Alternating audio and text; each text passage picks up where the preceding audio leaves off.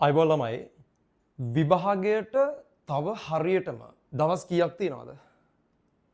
අපිට තියෙනවා හරියටම දවස් 30ක් තියෙනවා. 30කට ආසන්න කාල සීමාවක් තුල ඔයා මොන විදිහටද වැඩ කරන්න ඕන? IT විෂය තුල මේ IT විෂය තුල ඔයා මේ වෙනකොට සමහර වෙලාවට ඔයා S1 මට්ටමේ ඒ වගේම ඔයා C1 මට්ටමේ ඒ වගේම B මට්ටමේ මොන මට්ටමක ඉඳියත් සමහරලාට ෆේල් මට්ටමෙත් ඇතියා මොන මට්ටමක හිටියත් ඔයාව අපි මේ හොඳම ප්‍රතිඵලයක් වෙනුවෙන් අරගෙන යන්න අවශ්‍ය වැඩපිළිවෙලක් ගැන තමයි මේ කියන්නේ. මොකද්ද මේ වැඩපිළිවෙල? අපි දන්නවා ළමයි සාමාන්‍යයෙන් ඕනම විෂයක් ගත්තොත් ඒ අදාළ විෂය තුල ඔයා මොකක් හරිම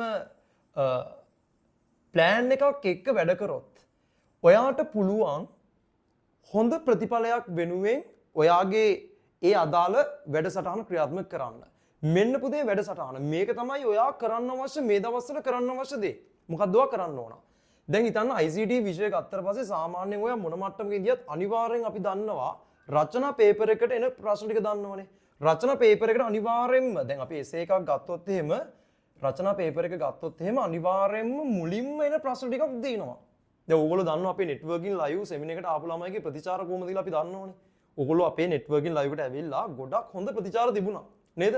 එතකොට ඒ වගේම HTML ලයිව් එකට අපේ කොච්චරක් නම් ලයිව් දැම්ම ප්‍රෝග්‍රෑම් තිබුණා. ඔයා ඒවට ඇවිල්ලා තමයි මේ අපේ ක්ලාස් එකේ මේ තවත් මේ වීඩියෝස් බලන්නේ. හරිද? මේ ගොඩක් ළමයි කරපු ඉල්ලීමක් මත තමයි මේ කතාව කියන්නේ. හරිද? එතකොට අපි මේ මුලින්ම කතා කරනවා ඔයාට මේ ලොජික් ගේට් මෙන්න මේ ලොජික් ගේට් ප්‍රශ්නේ මෙන්න මේ සම්පූර්ණ ප්‍රශ්නේ ඔයාට 100න් ලකුණු 7.5ක ප්‍රමාණයක් ගන්න පුළුවන්. මේ රචනයක් ගැන විතරයි කියන්නේ. MCQත් මේ හා සමානව ඔයාට MCQ ප්‍රමාණයකුත් ගොඩ දා ගන්න පුළුවන්. එතකොට ඊට පස්සේ ඔයා ගත්තොත් එහෙම නෙට්වර්ක් ප්‍රශ්නය. මේ නෙට්වර්ක් ප්‍රශ්නේ ගත්තොත් එහෙම මේකිනුත් ඒ හා සමාන ප්‍රමාණයක්. නෙට්වර්කින් අපි දන්නවා දැන් රචනාවල නෙට්වර්කින් ප්‍රශ්න වලට කරගන්න පුළුවන්. හරිද? ඒ කරන්න පුළුවන් වෙලා තියෙන්නේ අපි ඔයාට අර කරපු නැත්නම් ලයිව් එකේදී කියලා දීපු වැඩසටහනත් එක්ක ඔයාට පාස් පේපර්ස් ප්‍රශ්න සාකච්ඡා කරන්න පුළුවන් වෙන විදිහ වෙනකම්ම වැඩේ ගොඩ දාලා දීපු නිසා. ඉතින් බලන්නකෝ මේ ප්‍රශ්න දෙක කොහොමත් ඔයාලට ගොඩ දා ගන්න පුළුවන් නේ. හරි. ඊට පස්සේ නෙට්වර්කින් වලින් පස්සේ ඔයාලට මේ Python ගොඩක් අය මේ අමාරුයි කියන මෙන්න මේ Python පාඩම. හරිද? මේක හරි සරලව කොටස් වලට කඩලා ගොඩ දාගත්තොත් ෆ්ලෝ chart ටික, pseudo code, ඒ වගේම Python codes. මේක ඉතාලම ලේසියෙන් ගොඩ දා ගන්න පුළුවන් පාඩමක්. මේක අතෑරියා ගියමුකෝ. මේක MCQ ටික ගේමක් නැතුව ගොඩ දා ගන්න පුළුවන්. හරිද? අපි මේ ප්‍රෝග්‍රෑම් එකේ අපි අන්තිමට කියන්නම් කොහොමද මේ ටික කරන්න කියලා. ඊට පස්සේ අපි දන්නවා ඊගාව database කොටස. මේ database වලින් ප්‍රශ්නයක් ආවොත් එහෙම කොහොමද ගොඩ දාගන්නේ? හරිද? ඒ වගේම system මේ සිස්ටම් වලින් මෙන්න මේ වගේ ප්‍රධාන පාඩම් මුල් කරගෙන ඔයාට ගේමක් ගහගන්න පුළුවන් නේ. ඒතර මෙන්න මේ අනිවාර්යයෙන්ම එනවා කියලා අපි දන්න කොටසක් තියෙනවා. ඒ කොටස් ටිකට ඔයා හරියටම රෙඩි වුණොත් ඔයාට පුළුවන් පුතේ අනිවාර්යයෙන්ම මෙන්න මේ දැන් ඔයා ලකුණු 30 35ට අඩු මට්ටමේ යත්තේ. ඔයාට අනිවාර්යෙන් පුළුවන් අනිවාර්යෙන් හොඳ C එකක් වෙනුවෙන් අරගෙන යන රිසල්ට් එක ඒ වගේම හොඳ B එකකට අරගෙන පුළුවන්. ඔයා B එකේ මට්ටමේ ඉන්නවා ඒකක් වෙනුවෙන් පොලිෂ් කරගන්න පුළුවන් ප්‍රතිඵලය. හරිද? එතකොට මෙන්න මේ කියන පාඩම් වලට අදාළව රචනා වලට ඔයා සෙට් වෙන්න. තව මේකේ තියෙනවා IoT පාර්ට් එකක් තියෙනවා. හරිද? IoT තියෙනවා. ඒ වගේම e-commerce පාර්ට් එක මේ ලේසියෙන් ලකුණු ගන්න පුළුවන්. ඒ වගේම නියුට්‍රියන් කොටස, නව සංකල්ප අන්නේ කොටස් ටික තියෙනවා. මේ ඔක්කොම ටික එකතු කරාට පස්සේ ඔයාගේ අර රචනා කොටස ගොඩ දා ගන්න පුළුවන්. මේ මම කියන්නේ ඔයා දැන් මේ දවස්වල රචනා ටික එකින් එක ගොඩ දා ගන්න අවශ්‍ය විදිය. මේ රචනා ටිකට අදාළව ඔයා පේපර්ස් ටිකක් අරගෙන රචනා ටිකට අදාළව පේපර්ස් ටිකක්. හරිද? එතකොට මේ ප්‍රශ්න ටිකට උත්තර ලියනකොට ඔයාට තේරෙනවා ඔයා රචනා ටික ගොඩ දාගත්ත කියලා. හරිද? එහෙනම් මෙන්න මේ තියෙන්නේ මොකද? රචනා ටික ගොඩ දා ගන්න අවශ්‍ය ප්ලෑන් එක. මේකෙන් පස්සේ අපි එනවා මොකටද? අන්න මේකෙන් පස්සේ ඔයා දැන් ඔන්න ඊට පස්සේ ස්ට්‍රක්චර් ටිකට එනවා. මොකද්ද? ස්ට්‍රක්චර්ස්.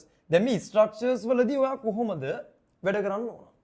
ස්ට්‍රක්චර්ස් වල අනිවාර්යයෙන්ම අපි දන්නවා පුතේ මේකෙත් රටාවක් තියෙනවා. මෙතෙක් ඉතිහාසයේ ආපු ප්‍රශ්න රටාවක් තියෙනවා. මම කියන්නේ SS වල අර විදිහට මේ කියලා. හැබැයි එන රටාව පාඩම් අනිවාර්යෙන් එන පාඩම් ටිකක් තියෙනවා. එතකොට මේ ස්ට්‍රක්චර් ගත්තට පස්සේ අනිවාර්යයෙන්ම HTML වලින් පළවෙනි ප්‍රශ්නේ හැදෙනවා කියලා අපි දන්නවා. HTML විතරක් නෙවෙයි මේකට එකතු වෙනවා CSS එකතු වෙනවා. ඒ වගේම PHP එකතු වෙනවා. මෙන්න මේ පාර්ට් එක එකතු වෙලා මේ ප්‍රශ්නේ කොට නැගෙනවා. ඊට පස්සේ ඊගාව එක දෙක තුන පාඩම් ඒ වගේම සම්බන්ධ වෙලා මෙන්න මේ ඊගාව එක තියරි කොටස් ටිකක් සම්බන්ධ වෙලා මෙන්න මේවා විචලනය වෙන්න පුළුවන්. Python කොටසක් මේකට දාන්න පුළුවන්. මෙන්න මේ ටික විචලනය වෙන්න පුළුවන්. OS කොටසක් මේකට සමහරට සම්බන්ධ වෙන්න පුළුවන්. ඔය වගේ විචලනය වීමකින් හරි කොහොම හරි අපිට සාමාන්‍යයෙන් ගෙස් කරන්න පුළුවන් අර පාස් පේපර්ස් ටික කරාට පස්සේ. මේක කොහොමද ස්ට්‍රක්චර් එකට දාගන්න පුළුවන්. එහෙනම් මෙන්න මේ විදිහේ ප්ලෑන් එකක් ඔයා හරියටම ක්‍රියාත්මක කරොත් වැඩ කරන්න අවශ්‍ය මේ කාල සීමාව තුළ මේ දවස් 30ක ප්ලෑන් එකක් ඔයාලට කියන්නේ මම. මේ ටික හරියටම ඔයා ක්‍රියාත්මක කරොත් ඔයාට අර මම කියපු ප්‍රතිඵලයට යන්න පුළුවන්. හරිද? ඒ විතරක් නෙවෙයි පුතේ MCQ ටික දැන් අපි දන්නවා MCQ කියලා කිව්වට පස්සේ MCQ 50ක් ගත්තාම මේ 50න් ආයි මේක බෙදෙන්නේ නැහැ නේ පුතා දශම ගණන් වලට බෙදෙන්නේ නැහැ මේක. මේක කෙලින්ම MCQ 50න් ඊටු ප්‍රශ්න ටික ඔක්කොම ප්‍රාණ. එහෙනම් එක ලකුණක් ගත්තොත් ඒ ලකුණ 100න් එක ලකුණක්. හරිද මේ 50න් ගන්න ලකුණු ප්‍රමාණය මත ඔයාට ඒක කිසි විදිහකින් විචලනය වීමක් වෙන්නේ නැහැ. ඒ ලකුණු ටික ඒ විදිහටම තියෙනවා. එහෙනම් මෙන්න MCQ ටික ගොඩ දා ගන්න ඕන කොහොමද? හරිද? එහෙනම් MCQ කරන්න නම් මේ MCQ ප්‍රශ්න සාකච්ඡා කරන්න ඕන. MCQ කරන විදිය තියරි කොච්චර දැනන් ඉඳියත් වැඩක් නැහැ. මේවා සාකච්ඡා කරලා විවරණ ලියන්න ඕන. විවරණයක් කියන්නේ මොකද්ද කියලාව සමාලමයි දන්නේ. විවරණ ලියනවා කියන්නේ මොකද්ද කියලාවත් අදහසක් නැහැ. පුතේ විවරණ ලියනවා කියන එක ඉතාම වැදගත් සාමාන්‍යයෙන් MCQ ගත්තට පස්සේ. ඒ ප්‍රශ්නයක් අපි උදාහරණයක් විදිහට ගමු කොන පයින් ප්‍රශ්න තියෙනවා. අපි උදාහරණයක් විදිහට ගත්තොත් තොරතුරක ස්වර්ණමය න්‍යාය කියන්නේ මොකක්ද කියලා හඳුන්වන්න කියන ප්‍රශ්නේ. තොරතුරු ස්වර්ණමය න්‍යාය අදාළ ප්‍රස්තාරය මොකක්ද කියලා වගේ ප්‍රශ්නයක් අහලා තියෙනවා. ගැළපෙන ප්‍රස්තාරය. ඔයා ස්වර්ණමය න්‍යාය කියන්නේ ප්‍රස්තාරය වදාන ප්‍රස්තාරේ උත්තරේ කාලා ඉඳලා නිකන් හරියන්නේ නැහැ. උත්තර නිකන් ගැහුවා ඉවරයි ප්‍රශ්නේ මන් දාන එහෙම හරියන්නේ නැහැ. ස්වර්ණමය න්‍යාය කියන්නේ මොකක්ද? ඒකේ අදාළ තව ඒකට අදාළ ලක්ෂණ ලාක්ෂණික ගුණාංග මොකක්ද? හරිද? ඒ හැම කරුණක්ම ඔයා එකින් එක ලියන්න ඕන. හැම MCQ පොයින්ට් එකක්ම ලියන්න ඕන. අනුපතේ විවරණ කිරීමක් කියන්නේ ඒක. නිකන් මේ උත්තරේ එකට උත්තරේ දෙක දෙකට උත්තරේ තුන එහෙම කියලා කියන එක නෙවෙයි පුතා. හරිද? විවරණය කිරීමක් තියෙන්න ඕන. අන්න එතකොට තමයි ඔයාලට වැඩි පහසුවෙන් ගොඩ දාගන්න වෙන්නේ. එහෙනම් මේ තියෙන්නේ ඔයා මේ දවස් 30කට අනුගමනය කරන්න අවශ්‍ය ප්ලෑන් එක. මේක තමයි ඔයා මේ දවස්වල කරන්න අවශ්‍ය. එතකොට ඔයා මේ වැඩේ කරන්න ඔයාට මගේ පැත්තෙන් හම්බෙන සපෝට් එක මොකද්ද? හරිද? ගොඩක් ළමයිගේ ඉල්ලීම මත පුතේ අපි ඔන්න පටන් අරන් තිනවා අලුත් වැඩසටහනක්. මේක අලුත් වැඩසටහන නෙවෙයි පරණ වැඩසටහනම චුට්ටක් අප්ඩේට් කරපු වැඩසටහන. මොකද්ද? MMP 2.0. අපි මේ වෙද්දී MMP වැඩසටහනේ පළවෙනි කොටස ගිය මාසේ පටන් ගත්තා. ළමයි ගොඩකගේ ඉල්ලීම මත පුතේ අපි නැවතත් අනේ සර් අපිට දැන් ජොයින් වෙන්න බැරිද කියලා අහපු ළමයිට ඔන්න සුභාරංචියක්. මොකද්ද? ඔන්න පුතේ ඔයාලට සම්බන්ධ වෙන්න පුළුවන් MMP 2.0 වැඩසටහනත් එක්ක. අපි මේ වැඩසටහන ක්‍රියාත්මක කරන්නේ කාටද? පුතේ අර මේ වෙද්දී ඔයාගේ ප්‍රතිඵලය ගැන ගොඩක් අපතක්සේරුවෙන් ඔයාට මේක කරගන්න පුළුවන් වෙයිද? ඔයාලා කැම්පස් යන පුළුවන් වෙයිද කියන විශ්වාසය නැති ළමයි වෙනුවෙන් පුතේ මෙන්න අපි ඔබ කැම්පස් යවන්න ඔයාගේ ප්‍රතිඵලය හොඳ ප්‍රතිඵලයක් වෙනුවෙන් අරගෙන යන්න කරන වැඩසටහන තමයි පුතේ MMP 2.0 කියලා කියන්නේ. හරිද? එහෙනම් මේ වැඩසටහන යටතේ ඔයාට මොන වගේ වැඩපිළිවෙලක්ද තියෙන්නේ? අන්නේ වැඩපිළිවෙල ගැන මම චුට්ටක් මතක් කරන්නම්. මෙන්න මේකයි පුතේ වෙන්නේ. මේ වැඩසටහන යටතේ ඔයාට MCQ අපි MCQ ප්‍රශ්න 2000කට ආසන්න ප්‍රමාණයක් මේ MCQ ප්‍රශ්න 2000කට ආසන්න ප්‍රමාණයක් සාකච්ඡා කරනවා. මේක විවරණ සහිතව පුතේ අපේ පන්තිල ඔයගොල්ලෝ දන්න පේපර් ක්ලාස් වලට ඇවිත් නැත්නම් ලයිව් එකක් බලන්න අපේ රෙකෝඩින් තියෙනවා YouTube එකේ. බලන්න ඔයාලට සර්ච් කරලා බලන්න පුළුවන් සම්පූර්ණ පේපර් ක්ලාස් කොහොමද අපි කරේ කියලා. හරිද?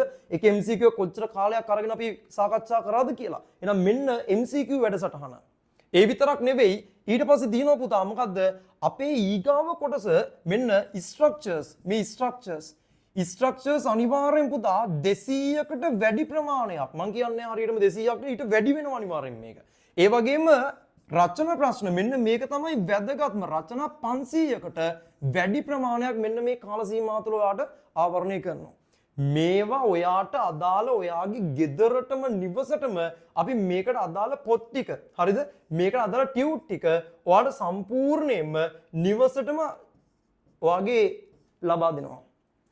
එහෙනම් මේ ටියුට් ටිකත් එක්ක ඔයා සමහරලාට මේ වෙද්දි මීට කලින් සමහරලා මේ කියන්න පුළුවන් සර් හයි පාඩම් ටික මුලින්දන් කරලා දෙන්න බැරිද? පුතේ වගකීමෙන් කියනවා 100%ක් ඔයාට මුල ඉඳන් ආයි පාඩම් ටික ලොකු සිලබස් එකක් ආයි මුලින්දන් ආවරණය කරලා දෙන කාලයක් නෑ නේ පුතා. ඔයාට අවශ්‍ය නම් අපි මීට කලින් පන්ති වල කරපු රෙකෝඩින් ටික ඔයාට දෙන්නම්. මේ පාඩම් පුතේ මේක කොට දා ගන්න අනිස මට මේ පාඩම් බෑගුවොත් ඔයාට මේ පාඩම් රෙකෝඩින් එක දෙන්නම්.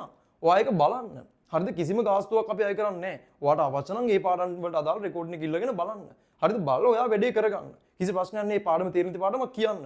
ඒතර ඒක තමයි කතාව එතන. හරිද? එතකොට මේ ටියුට් ටික ඔයාගේ ගෙදරට වෙනවා. ඊට පස්සේ මේ ටියුට් ටික හම්බුන ගමන් ඔයා ටියුට් ටික කරා යනවා. ඒතර ප්‍රශ්න වලට අපි සාකච්ඡා කිරීම ආරම්භ කරනවා. එතකොට ඔයාට මේකෙදි MCQ ලොකු ප්‍රමාණයක් එක්ක ඔයාගේ අර මොන මට්ටමකින්ද සමහරට ඔයා B එකේ මට්ටමේ ඉන්න ළමයට MCQ නැතුව අර ඒකකට යන්න බැරුව ඉන්නවා. අන්න ඒ වගේ එකෙක්ට අනිවාර්යෙන් හොඳ ඒකක් වෙනුවෙන් මෙන්න මේ MCQ ටිකෙන් ඔයාට ගොඩ දා ගන්න පුළුවන්. හරිද? එහෙනම් පුතා මේක තමයි අපේ MMP වැඩසටහන යටතේ ක්‍රියාත්මක වෙන්නේ. එහෙනම් ඔයාට පුළුවන් මේ වැඩසටහනට සම්බන්ධ වෙන්න. කොහොම සම්බන්ධ වෙන්න ඕන? ඔයාට අපි අපේ ඩිස්ක්‍රිප්ෂන් එකේ අපි දානවා ඔයාට සම්බන්ධ වෙන්න අවශ්‍ය දුරකථන අංක. හරිද? ඒ වගේම අපේ channel එකේ link එකක් දානවා ඔයා සම්බන්ධ වෙන්න. ඒ වගේම ඒවෙන් ඔයාට ක්ලාස් එක සම්බන්ධ සියලුම විමසීම් ටික ලබා ගන්න පුළුවන්. ඔයාට අවශ්‍ය ඕනම දෙයක් ඒ පන්තිය අපේ ඇඩ්මින්ලා හරහා ඔයාට දැනගන්න පුළුවන්. පන්තියේ අනිකුත් විස්තර ඒ දේවල් එක්ක ඔයා පන්තියට සම්බන්ධ වෙන්න. හරිද? එහෙනම් පුතේ මේක අනිවාර්යයෙන්ම අපි දිනලා ඉවර කරන්න ඕන වැඩක්. මේක අනිවාර්යයෙන්ම නිකන් ලේසින් අතහැරලා දාන්න බෑ. අම්මා තාත්තගේ ඔයාගේ හීනයක් තියෙනවා. අනිවාර්යෙන් අපි විශ්වවිද්‍යාලයකට යන්න ඕන. අනිවාර්යෙන් තමන්ගේ ළමයා කැම්පස් එක යවන්න ඕනේ. අම්මා තාත්තට ඒ හීනය ඉටු කරලා දෙන්න ඕන වගකීම ඔයා අනිවාර්යෙන් ඒක ඉටු කළ යුතුමයි. එහෙනම් මේ වෙනුවෙන් පුතා මේ දවස් 30 අපි වැඩ කරමු. මේ දවස් 30 උපරිමයෙන් අපි වැඩ කරමු. උපරිමයෙන් ඔයාගේ පැත්තෙන් 100%ක් තිබුණොත් මගේ පැත්තෙනුත් මම දෙන්න පුළුවන් සපෝට් එකත් එක්ක අපි මේක කොහොමත් දිනලම ඉවර කරන්න පුළුවන් අපිට.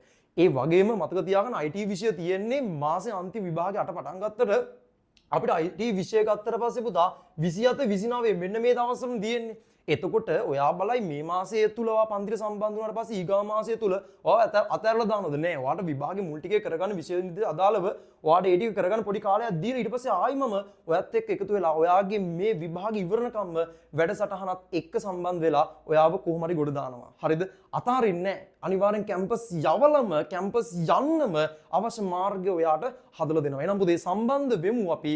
ඔයාට අවශ්‍ය නම් ඔයාට ගොඩ යන්න මෙන්න පුතේ හරිම තැන. හරිද? එහෙනම් අපි වැඩසටහනත් එක්ක හම්බෙමු. එහෙනම් පරිස්සමින් ඉන්න මහන්සි වෙන්න මේ දවස්වල. එහෙනම් අයබෝවන්.